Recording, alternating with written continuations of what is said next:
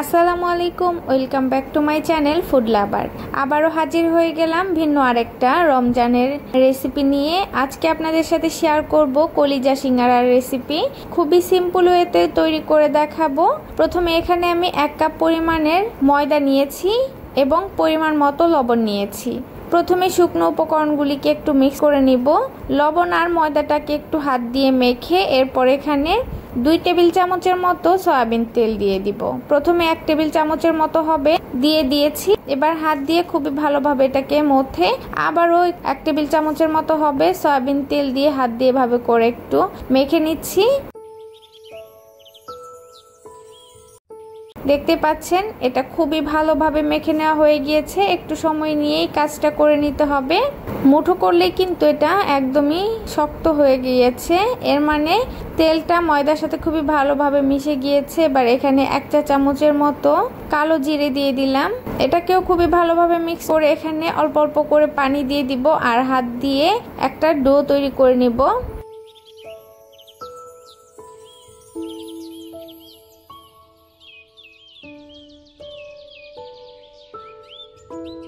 ময়দাটাকে একটু সময় নিয়ে কিন্তু আমি মথে নিয়েছি। দেখতে পাচ্ছেন এটা মোটামুটি একটু সফটই আছে। এবার এটাকে আমি আরো কিছুক্ষণ রেস্টে রেখে দিব।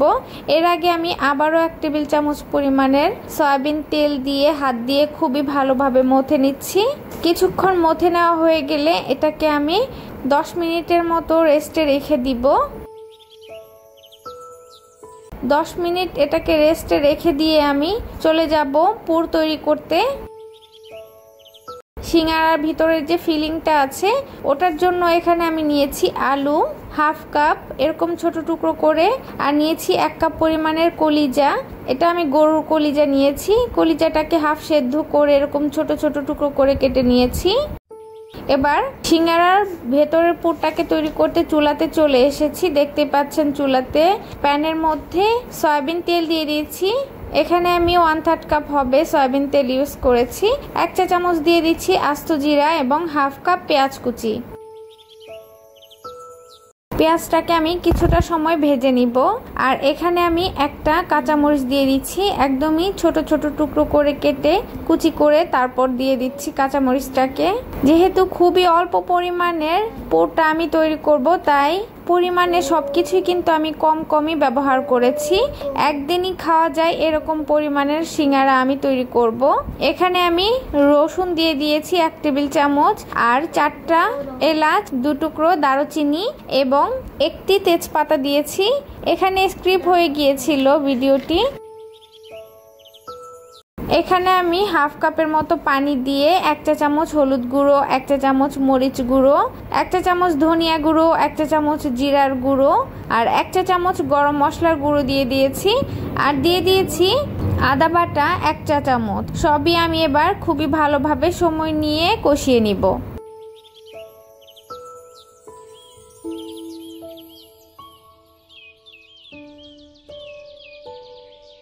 মশলার উপর যখন তেল ভেসে উঠবে তখনই বুঝে নিতে হবে মশলাটা খুবই ভালোভাবে কষিয়ে নেওয়া হয়ে গিয়েছে। এ পর্যায়ে এখানে আমি পরিমাণ মতো লবণ দিয়ে দিচ্ছি আর ঢাকনা দিয়ে ঢেকে খুবই ভালোভাবে মশলাটাকে কষিয়ে নিব। ঢাকনা তুলে যখন দেখব মশলার গায়ে তেল ভেসে উঠেছে তখনই এখানে আমি টুকরো করে রাখা কলিজাগুলিকে দিয়ে দিব। একটু মিক্সড করে তারপর ঢাকনা দিয়ে ঢেকে সময় নিয়ে কষিয়ে নিব।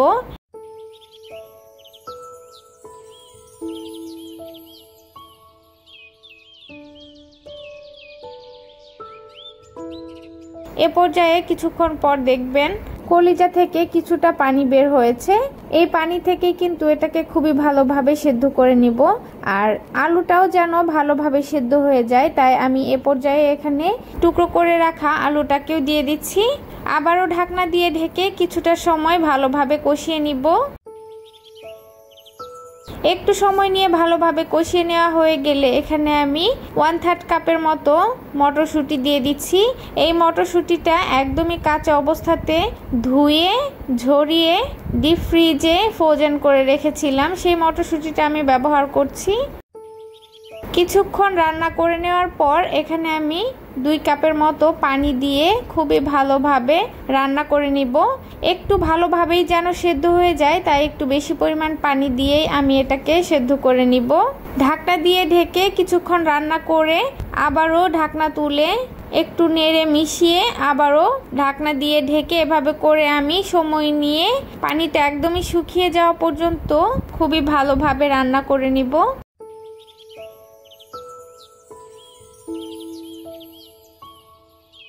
ইফতারের আগে খুব বেশি টাইম লাগে না কিন্তু এই রান্নাটি করতে, যেহেতু বাচ্চারা এক এক সময় এক এক ধরনের ইফতারি খেতে পছন্দ করে, তাই বাসায় আপনারা যখন ইচ্ছে হয় তখনই কিন্তু এভাবে করে সিঙ্গারা তৈরি করে দিতে পারেন। যেমন স্বাস্থ্যকর তেমনই টেস্টি হবে এভাবে করে সিঙ্গারা তৈরি করে দিলে। বাহিরের খাবার না খাইয়ে ঘরে এভাবে একটু কষ্ট হলেও বাচ্চাদের জন্য এরকম আইটেম যখন ইচ্ছে হয় তখনই আপনারা তৈরি করে দিতে পারবেন। কথা বলতে বলতে কলিজাটা খুবই ভালোভাবে রান্না হয়ে গিয়েছে। এবার এখানে আমি রেস্টে রেখে দেওয়া ময়দার ডোটাকে হাত দিয়ে একটু মথে নিচ্ছি। আজকে এই সিঙ্গারার জন্য 1 কাপ পরিমাণের ময়দা নিয়েছিলাম। 1 কাপ ময়দা দিয়ে এখানে আমি 5টার মতো ডো আলাদা করে নিলাম। 5টা ডো থেকে কিন্তু 10টা সিঙ্গারা হবে। ডোগুলিকে আমি আলাদা করে একটু তেলের মধ্যে গড়িয়ে নিচ্ছি, এতে করে ডোটা শক্ত হয়ে যাবে না। যখন একটা বেলে নিব এ পর্যায়ে অন্যগুলি কিন্তু ড্রাই হয়ে যাবে না, তাই একটু তেল মেখে আমি সিঙ্গারাগুলিকে বানিয়ে নিব। প্রথমে একটু ময়দা ছিটিয়ে হাত দিয়ে এভাবে করে আলাদা জায়গায় গোল করে এবার আমি এটাকে একটা রুটি তৈরি করে নিব। আমি যে সিঙ্গারাগুলি খেতে পছন্দ করি সেই সিঙ্গারাগুলি একটু পাতলা হলে আমার খেতে বেশি ভালো লাগে। তবে আপনারা যদি চান যে রুটিটা একটু মোটা হবে সিঙ্গারার, সেক্ষেত্রে একটু মোটা করে এটাকে বেলে নিতে পারেন। তবে যেহেতু বাসায় তৈরি করছি তাই পাতলা করে আমি তৈরি করব। আশা করি আপনারা দেখে বুঝে নেবেন আমি কিভাবে করে সিঙ্গারাগুলি তৈরি করছি। খুবই সহজ পদ্ধতি সিঙ্গারা তৈরি করা।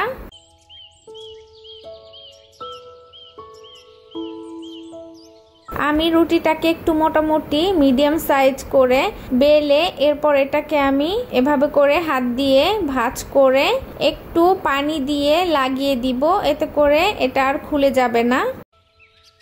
আপনারা দেখে বুঝে নেবেন আশা করি আমি কিভাবে করে সিঙ্গারাটা বানাচ্ছি। আমার চ্যানেলে আরও একটা সিঙ্গারার রেসিপি রয়েছে, ডেসক্রিপশন বক্সে লিংক দেওয়া থাকবে, আপনারা চাইলে দেখে নিতে পারেন। এরকম একটা কোণের মতো তৈরি করে এখানে আমি পুরটাকে ভরে একটু চেপে দিচ্ছি।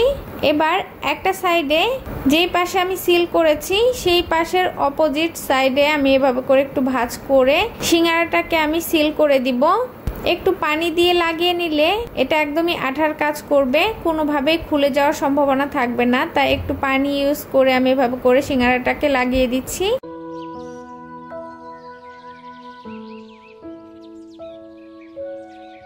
একইভাবে একই প্রসেসে আমি আরও একটা সিঙ্গারা তৈরি করে নিব। আই হোপ আপনারা দেখে বুঝতে পারছেন আমি কিভাবে করে করছি। কাজগুলি কিন্তু খুবই ইজি, আর এই কাজগুলি করতে খুব বেশি একটা সময়ও লাগে না, আপনারা দেখেই বুঝতে পারছেন। খুবই অল্প সময়ের মধ্যে খুবই স্বাস্থ্যকর যদিও না, যেহেতু এটা তেলে ভাজতে হবে, তারপরও কিন্তু ঘরে যেহেতু বানাচ্ছি একটু হলেও বাহিরের কিনে খাওয়ার চাইতে স্বাস্থ্যকর একটা নাস্তা হবে। এটা ইফতার ছাড়াও আপনারা যে কোনো সময়ে বাসায় তৈরি করে নিতে পারেন। বিকেলে চায়ের সাথে এই সিঙ্গারাটা খেতেও কিন্তু ভীষণ ভালো লাগবে। সিঙ্গারাগুলি আমি একই প্রসেসে একইভাবে সবগুলি তৈরি করে নিব।